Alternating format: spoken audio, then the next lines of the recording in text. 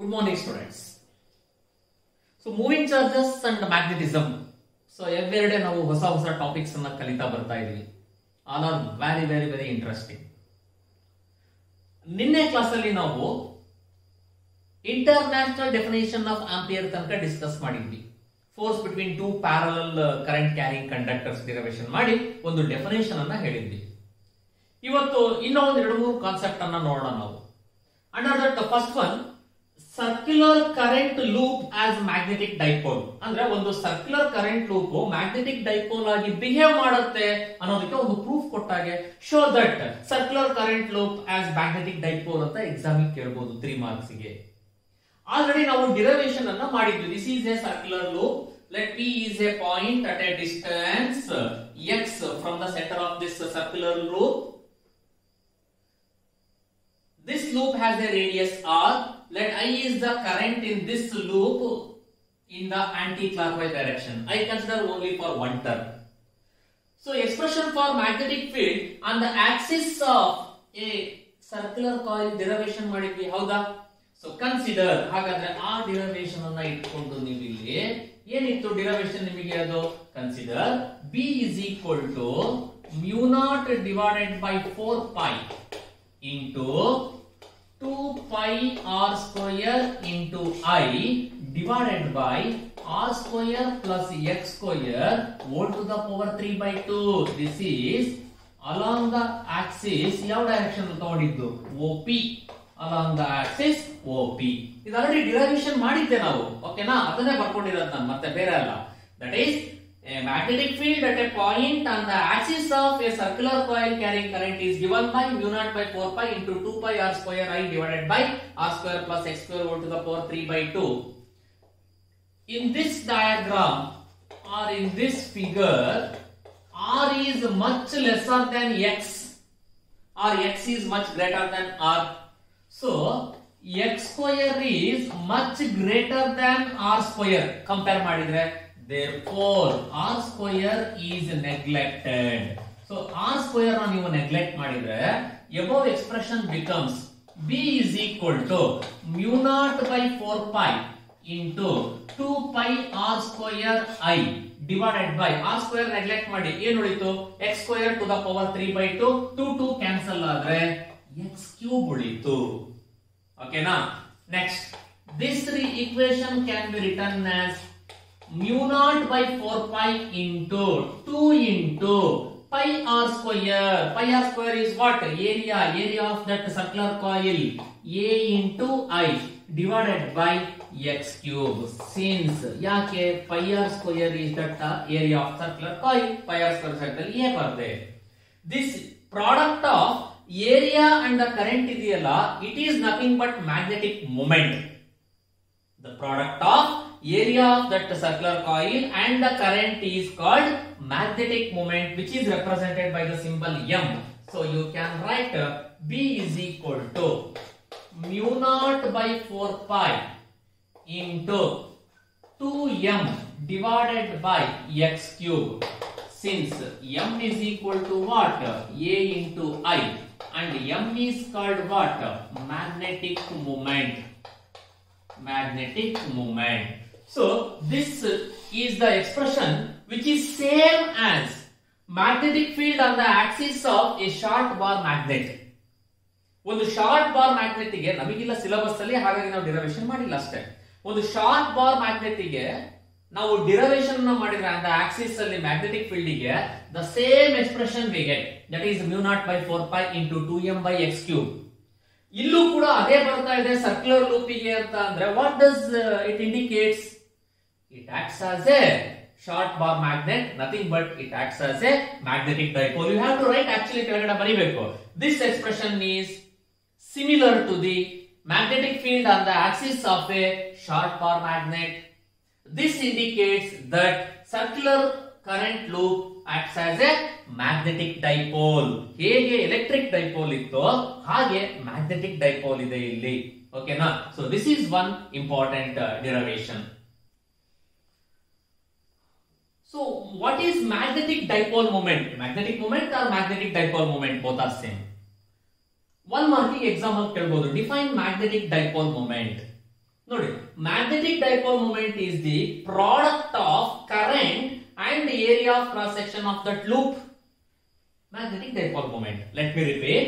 It is the product of current and area of that cross section of the loop, that is A into I. It is called magnetic dipole moment, which is represented by the symbol M, that is M is equal to A into I. ಇನ್ಮೇಲೆ ಎಲ್ಲೇ ನೀವು A into I ಅಂತ ನೋಡಿದ್ರೆ ಏನಂತ ಬರೀಬೇಕು? M. ಅಲ್ಲಿ ನಾನು ಹೇಳ್ಕೊಟ್ಟಿದ್ವಿ ನಿಮಗೆ ಯಾವ ಚಾಪ್ಟರ್ ಅಲ್ಲಿ? Electric dipole moment. ಅಲ್ಲಿ ಡೈಪೋಲ್ ಮೂಮೆಂಟ್ ಅಂದ್ರೆ ಏನು? Q into 2A. ಎಲ್ಲೇ Q into 2A ಅಂತ ನೋಡಿದ್ರೆ P ಅಂತ ಬರೀತಾ ಇದ್ರಿ. ಇನ್ಮೇಲೆ ಈ ಮ್ಯಾಗ್ನೆಟಿಸಮ್ ಅಲ್ಲಿ ಎಲ್ಲೇ A into I ಅಂತ ನೋಡಿದ್ರೆ M ಅಂತ ಬರೀತೀರಾ. ಸಮ್ ಟೈಮ್ಸ್ A ಜಾಗದಲ್ಲಿ pi r square into I ಇದ್ರೂ ಕೂಡ M ಅಂತ ಬರ್ಕೋಬೇಕು. It is a vector quantity, magnetic dipole moment. Electric dipole moment is also a vector quantity. Magnetic dipole moment is also a vector quantity. What is the SI unit ಹಾಗಾದ್ರೆ? Yes ಹೇಳಿ ನೋಡೋಣ. Current ಏನು? Ampere. ಏರಿಯಾಗೇನು? Metre square. Ampere metre square is the SI unit for magnetic dipole moment. Okay. So next very very very important derivation. Expression for torque acting on a current in a magnetic field loop or in a uniform magnetic field ಅಂತ ಕೂಡ ಕೇಳ್ತಾರೆ. So already ನೀವು ಇದೇ ತರ ಒಂದು derivation ಅನ್ನ ಮಾಡಿದ್ರಿ. Electric field and charge ಅಲ್ಲಿ torque acting on an electric dipole placed in an uniform electric field. ಇಲ್ಲಿ ಅದೇ ತರ torque acting on a current in a magnetic field loop ಏನಾಗುತ್ತೆ ಹಾಗಾದ್ರೆ? That is due to magnetic dipole ಅಂತ ಅರ್ಥ. Consider one rectangular coil of n number of turns which is placed in an uniform magnetic field. Uniform magnetic field ಅಂತಂದ್ರೆ magnetic field lines are equidistant and parallel to one another. So in a uniform magnetic field alli I placed one rectangular coil of n number of turns. Let I is the current flowing in the direction of P, Q, R, S. ಈ direction ಅಲ್ಲಿ ಹೋಗ್ತಾ ಇದೆ. ಓಕೆನಾ? Now ಈಗ ಸ್ವಲ್ಪ ನೀಟಾಗಿ ಈ concept ಅನ್ನು ಅರ್ಥ ಮಾಡ್ಕೋಬೇಕು ನಾವು. Here the PS and QR ಏನಿದಾವಲ್ಲ ನಮಗೆ, ಅಥವಾ SP and QR will not experience any force because ಇಲ್ಲಿ ಏನ್ ಫೋರ್ಸ್ ಇರುತ್ತೋ ಇಲ್ಲ ಅದು ಆಪೋಸಿಟ್ ಆಗಿರುತ್ತೆ. They are equal and opposite. Therefore ಎರಡೂ ಕೂಡ ನಮಗೆ ಈಕ್ವಲ್ ಅಂಡ್ ಆಪೋಸಿಟ್ ಇರೋದ್ರಿಂದ SP and QR will not experience any force ಅಂತ ಹೇಳ್ಬೋದು. ಹಾಗಾದ್ರೆ ನಿಮಗೆ ಫೋರ್ಸ್ ಎಕ್ಸ್ಪೀರಿಯನ್ಸ್ ಆಗ್ತಾ ಇರೋದು ಯಾವುದರಿಂದ? Because of PQ and SR ಇಂದ ಮಾತ್ರ. ಈಗ ನಾವು ಇದನ್ನ ಇಟ್ಕೊಂಡು ಮಾಡಬೇಕು. Because of PQ and SR ಇಂದ ಏನಾಗುತ್ತೆ ಇದನ್ನ ನೋಡಿದ್ರೆ ನಿಮಗೆ ಏನ್ ಅನ್ಸುತ್ತೆ? ಒಂದು okay, expression for force acting on a current carrying conductor derivation ಮಾಡಿದ್ರಲ್ಲ, BIL sin θ. ಎಸ್, ಅದನ್ನ ಇಟ್ಕೊಂಡು ನಾವು ಇವಾಗ ಪ್ರೂವ್ ಮಾಡ್ತೀವಿ. ಈಗ ಫಸ್ಟ್ ಅದನ್ನ ಹೇಳೋಣ ಹಾಗಾದ್ರೆ. So force on what PQ, ಇದನ್ನ ನಾನು F1 ಅಂತ ಕರ್ಕೊಂಡ್ರೆ which is n number of turns ತಗೊಳ್ಳೋದಾದ್ರೆ NBIL. ಓಕೆನಾ? So let us call this as equation number 1. ಇದನ್ನ ಇಕ್ವೇಶನ್ 1 ಅಂತ ಕರಿತೀವಿ ಬಿಕಾಸ್ ಮ್ಯಾಗ್ನೆಟಿಕ್ ಫೀಲ್ಡ್ ಈ ಡೈರೆಕ್ಷನ್ ಅಲ್ಲಿ ಇದೆ, ಕರೆಂಟ್ ಈ ಡೈರೆಕ್ಷನ್ ಅಲ್ಲಿ ಇದೆ, 90 ಡಿಗ್ರಿ ಇದೆ, sin 90 degree is what 1. So ಹಾಗಾಗಿ ಡೈರೆಕ್ಟ್ ಆಗಿ ಬರ್ದಿದ್ದೀನಿ. ಬೇಕಾದ್ರೆ ಇದು ಒಂದಕ್ಕೆ ಬರೆಯೋಣ. Since θ is equal to 90 degree, sin 90 degree ಅಂದ್ರೆ 1, therefore F1 is equal to NBIL. Similarly, force on this side RS ಏನಾಗಿರ್ಬೇಕು ನಿಮಗೆ? ಅದು ಕೂಡ ಸೇಮ್ NBIL sin θ, ಅಲ್ಲೂ θ 90 degree. It is also NBIL. Call this as equation number 2. Here, ಇದು ನಮಗೆ along the observer, towards observer ಕಡೆ ಇರುತ್ತೆ direction. This is towards observer direction. ಆದ್ರೆ ಇದೇನಾಗಿರುತ್ತೆ? ಆಪೋಸಿಟ್ ಟು ದಿ ಅಬ್ಸರ್ವರ್ ಅಥವಾ ಆಪೋಸಿಟ್ ಟು F1 ಯಾವ ಕಡೆ ಇರುತ್ತೋ ಅದಕ್ಕೆ ಆಪೋಸಿಟ್ ಆಗಿ ಇರುತ್ತೆ ಇದು ನಿಮಗೆ. ಹಾಗಾಗಿ ಏನಂತ ಬರೀಬಹುದು ನೀವು? ಮ್ಯಾಗ್ನಿಟ್ಯೂಡ್ ಅಲ್ಲಿ F1 is equal to F2 magnitude ಅಲ್ಲಿ, but F1 is equal to -F2 ಆಗುತ್ತೆ ಡೈರೆಕ್ಷನ್ ತಗೊಂಡ್ರೆ. These are the two equal and unlike parallel forces. ನೋಡಿ, two equal, F1 equals F2, unlike parallel, ಅಲ್ಲೂ ಅದೇ ಅಲ್ವಾ ಓದಿದ್ದು ನೀವು? So two equal and unlike parallel forces will constitute a couple. ಅದನ್ನ ಬರಿಬೇಕು ಮತ್ತೆ ಇಲ್ಲಿ. So two equal and unlike parallel forces will constitute A couple. So ಒಂದು ಕಪಲ್ ನ ಫಾರ್ಮೇಶನ್ ಆಗುತ್ತೆ. therefore torque is acting on them. ಅಲ್ಲಿ torque act ಆಗ್ತಾ ಇದೆ. ಹಾಗಾದ್ರೆ hence torque is given by, torque is nothing but basic definition ಏನು, force into perpendicular distance. torque ನ tau ಇಂದ ರೆಪ್ರೆಸೆಂಟ್ ಮಾಡಿದ್ರೆ tau is equal to f magnitude same ಇರೋದ್ರಿಂದ ಯಾವ್ದಾದ್ರು ತಗೋಬಹುದಾ ನೀವು, that is NBIL into perpendicular distance. ನೋಡಿ ಇಲ್ಲಿ ಪರ್ಪೆಂಡಿಕ್ಯುಲರ್ ಡಿಸ್ಟೆನ್ಸ್ ಅನ್ನ ನಾನು ಏನ್ ಮಾಡಿದೀನಿ, ಒಂದು ಪರ್ಟಿಕ್ಯುಲರ್ ಆಂಗಲ್ ಅಲ್ಲಿ ಇದು ರೊಟೇಟ್ ಆಗಿದಪ್ಪ. ಓಕೆನಾ, ಈಗ ಏನಿದೆಯಲ್ಲ ನಿಮಗೆ ಇದು ಒಂದು ಪರ್ಟಿಕ್ಯುಲರ್ ಆಂಗಲ್ ಅಲ್ಲಿ ರೊಟೇಟ್ ಆಗ್ತಾ ಇದ್ದಾಗ ಇಲ್ಲಿ ತಗೊಂಡಿದ್ದೀನಿ ಸಪರೇಟ್ ಆಗಿ, ನಾನು ಏನೋ ಒಂದು ಹೆಸರು ಕೊಡ್ಕೊಂಡಿದ್ದೀನಿ ಸುಮ್ಮನೆ CDE ಅಂತ, ಅಲ್ಲೇ ಬರ್ಕೊಂಡಿದ್ವು ಅದೇ ತರ. ಓಕೆನಾ, so here this sin theta, if it is the theta, then sin theta can be written as opposite by hypotenuse, that is EC divided by CD.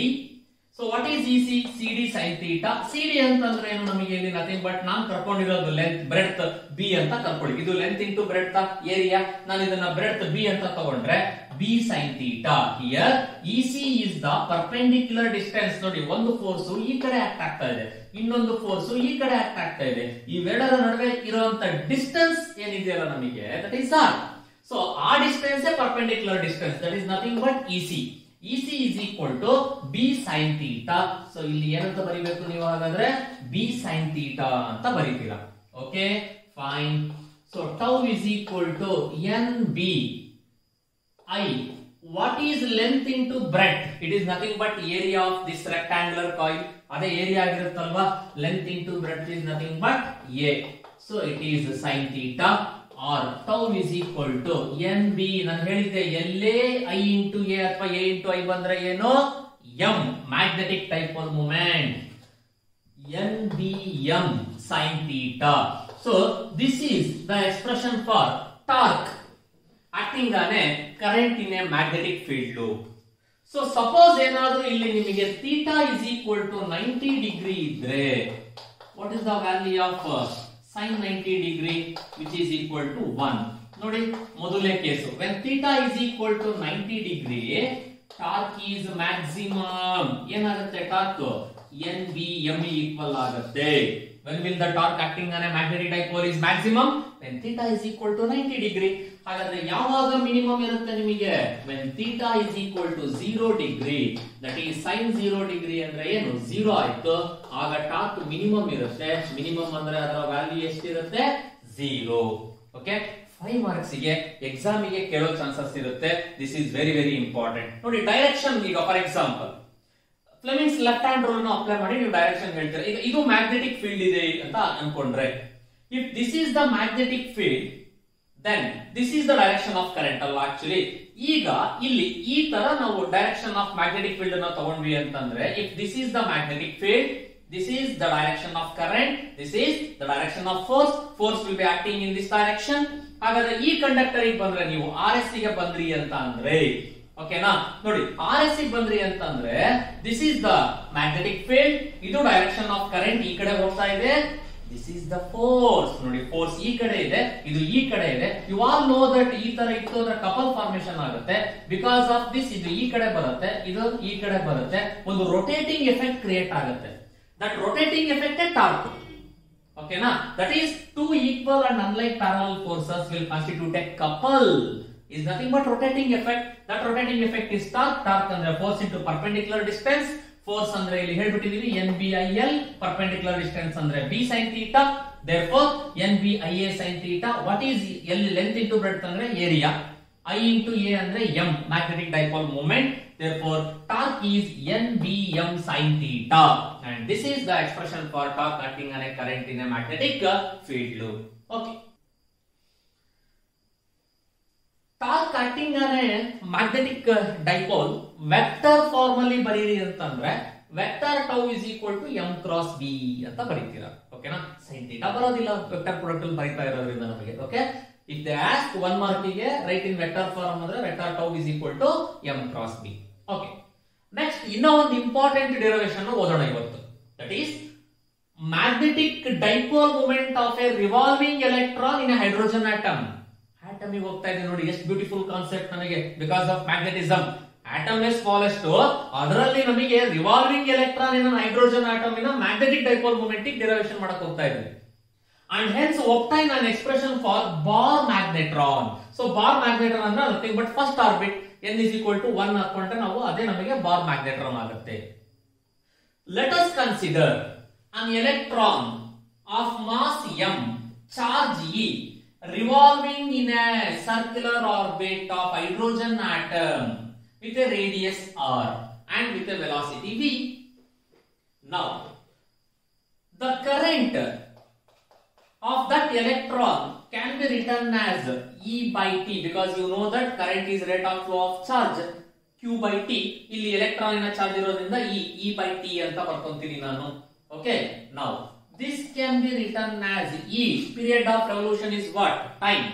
2 pi r divided by v, distance traveled by velocity. ಬರಿಬಹುದು ನಾವು. ಹಾಗಾದ್ರೆ ಈ velocity ನ ಮೇಲ್ಗಡೆ ಕಳಿಸ್ರಿ. ಹಾಗಾದ್ರೆ E into v divided by 2 pi r, call this as equation number 1.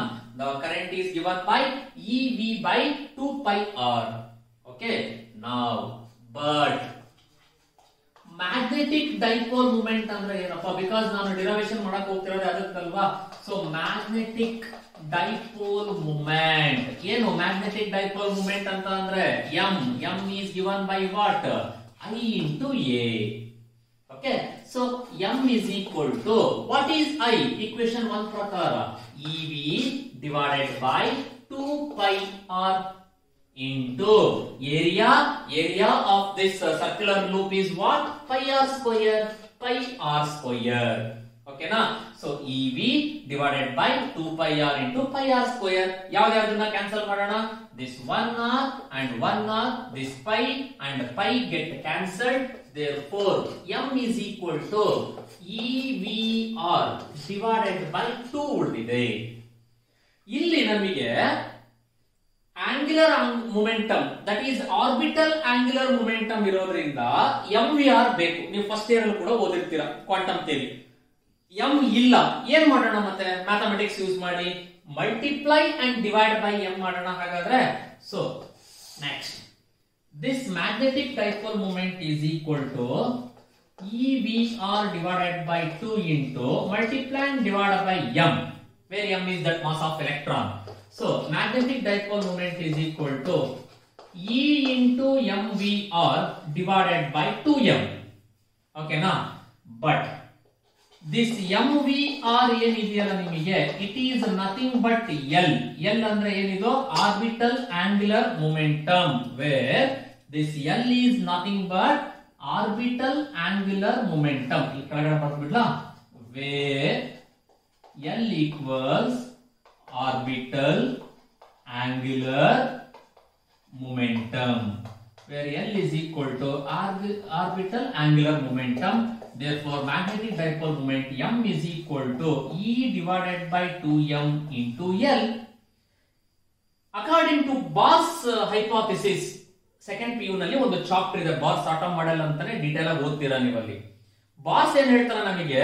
That orbital angular momentum is on integral multiple of h by 2 equal ಆಗಿರುತ್ತೆ, ಅಂದ್ರೆ nh by 2 ಇಲ್ಲಿ ನಾವು ಅದನ್ನ ಬರಿಬೇಕು ಯೂಸಿಂಗ್ Bohr's hypothesis.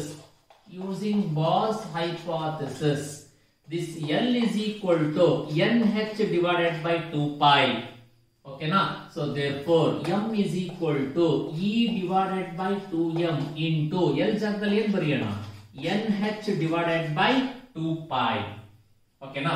ನಮಗೆ particularly in a hydrogen atom ಕೇಳಿದಾನೆ, and hence obtain expression for Bohr magnetron. So this is the magnetic dipole moment of a revolving electron in an hydrogen atom, where m is equal to nh E divided by 2 to the 4 pi m ಅಂತ ಕೂಡ ಬರೀಬಹುದು ನೀವು standard ಆಗಿ. ಆದ್ರೆ Bohr magnetron ಅಂತ ಕೇಳಿದಾನಲ್ವಾ, for Bohr magnetron n is equal to 1. If you put n is equal to 1, then it is called Bohr magnetron ಅಷ್ಟೇ. So B is equal to ಏನಾಯ್ತು? EH divided by 2 to the 4 pi m. So this is the expression for Bohr magnetron, that is EH divided by 4 pi m is the charge of electron, h is the Planck's constant, m is the mass of electron, and it will give the value of Bohr magnetron. This is a very important derivation for your exam. Magnetic dipole moment of a revolving electron in an hydrogen atom, and hence obtain an expression for Bohr magnetron. Okay, here you have to consider the current which is given by E by T. T ಅಂದ್ರೆ distance traveled by velocity 2 pi r by v. V ಮೇಲ್ಗಡೆ ಕಳಿಸಿದೆ ev by 2 pi r. For magnetic dipole moment definition ಪ್ರಕಾರ product of current and area I into A. I ಅಂದ್ರೆ ev by 2 pi r, A ಅಂದ್ರೆ pi r square. Pi r 1 pi r get cancelled, evr by 2 ಉಳಿತು. Multiply and divide by m ಮಾಡ್ಕೊಂತೀರಾ, that is E into mvr by 2m. mvr is nothing but orbital angular momentum. It is denoted by the symbol L, so E by 2m into L. Bohr's theory ಪ್ರಕಾರ orbital angular momentum L is equal to nh by 2 pi ಆಗಿರುತ್ತೆ. So L ಜಾಗದಲ್ಲಿ nh by 2 pi hockey, so E into nh divided by 2 pi into 2m ಆಯ್ತು. Bohr magnetron ಅಂದ್ರೆ put n is equal to 1, that is the first orbit of hydrogen atom, that is Bohr magnetron. If you put n is equal to 1, you will get Bm is equal to Eh divided by 4 pi m. ಹಾಗಾದ್ರೆ ಇಲ್ಲಿ ಒಂದು value ಅನ್ನು ನೋಡೋಣ ನಾವು. ಏನು?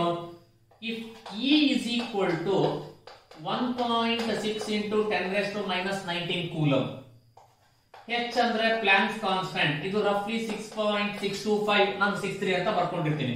6.63 into 10 raised to minus 34 joule second, where m is the mass of electron, 9.1 into 10 raised to minus 31 kg. Now, if you substitute all these values, ಮೇಲ್ಗಡೆ expression ಗೆ ಇದನ್ನೆಲ್ಲ ಸಬ್ಸ್ಟಿಟ್ಯೂಟ್ ಮಾಡಿ E, H, M ಮತ್ತೆ 4 pi value ನ, you will get 9.27 into 10 raised to minus 24. Okay, ampere meter square is the SI unit for this Bohr magnetron. Exam ಅಲ್ಲಿ ಕೇಳ್ತಾನೆ 1 mark ಗೆ, what is the value of Bohr magnetron constant? ನೆನಪಿಟ್ಕೋಬೇಕು ನೀವು. The value of Bohr magnetron is about 9.27 into 10 raised to minus 27 ampere meter square. Okay, ಇಲ್ಲಿ ಇನ್ನೂ ಒಂದು note important ನೋಡೋಣ ನಾವು. Definition ಕೇಳ್ತಾನೆ ಎಕ್ಸಾಮ್ ಅಲ್ಲಿ ನಿಮಗೆ ಇನ್ನೊಂದು, gyromagnetic ratio. Gyromagnetic ratio. So what is gyromagnetic ratio? GRM ಅಂತ ಹೇಳ್ತೀವಿ ನಾವು, GMR, gyromagnetic ratio. So GMR ಅಂತ ಶಾರ್ಟ್ ಫಾರ್ಮ್ ಅಲ್ಲಿ ಹೇಳ್ತೀವಿ, ಗೈರೋ ಮ್ಯಾಗ್ನೆಟಿಕ್ ರೇಷಿಯೋ. ಈ ಗೈರೋ ಮ್ಯಾಗ್ನೆಟಿಕ್ ರೇಷಿಯೋ ಅಂತ ಅಂದ್ರೆ ನಿಮಗೆ ನೋಡಿ, ಈ ಎಕ್ಸ್ಪ್ರೆಷನ್ ಇದೆಯಲ್ಲ ಇಲ್ಲಿ, m is equal to E by 2m into L. ಈ L ಅನ್ನ ಈ ಕಡೆ ಕ್ರಾಸ್ ಮಲ್ಟಿಪ್ಲೈ ಮಾಡಿದ್ರೆ ಏನಾಗುತ್ತೆ? m divided by L ಆಗುತ್ತೆ. ಓಕೆನಾ? m ಅಂದ್ರೆ ಏನು? Magnetic dipole moment, where m is magnetic dipole moment. What is L? Orbital angular momentum. Orbital angular momentum of revolving electron. Okay, this ratio is called gyromagnetic ratio. ಈ ರೇಷಿಯೋನೇ gyromagnetic ratio ಅಂತೀವಿ. So what is gyromagnetic ratio? It is defined as the ratio of magnetic dipole moment to the orbital angular momentum of revolving electron in a hydrogen atom. This is called gyromagnetic ratio. ಹಾಗಾದ್ರೆ this can also be written as m by L. m by L is equal to ಏನಾಗುತ್ತೆ ಮತ್ತೆ? E divided by 2m ಗೂ equal ಆಗಿರುತ್ತೆ. Sometimes ನೀಟಲ್ಲಿ ಕೇಳ್ತಾನೆ, which of the following is correct for the value of gyromagnetic ratio? E by 2m ಅಂತ ಕೊಟ್ಬಿಡ್ತಾನೆ. You must know E by 2m is nothing but gyromagnetic ratio, that is m by L. 1 mark ಗೂ ಕೇಳ್ತಾನೆ, what is the value of magnetron, Bohr magnetron? 9.27 into 10 raised to minus 24. This is the value of Bohr magnetron and this is gyromagnetic ratio. ನೋಡಿ, ಇಷ್ಟನ್ನ ಇವತ್ತಿನ class ಅಲ್ಲಿ ಚೆನ್ನಾಗಿ ಓದ್ಕೊಳ್ಳಿ. Next class ಅಲ್ಲಿ ನಾವು ಇನ್ನೊಂದು ಹೊಸ ಕಾನ್ಸೆಪ್ಟ್ ಬರುತ್ತೆ, ಸ್ಟಾರ್ಟ್ ಮಾಡೋಣ. Okay, thank you.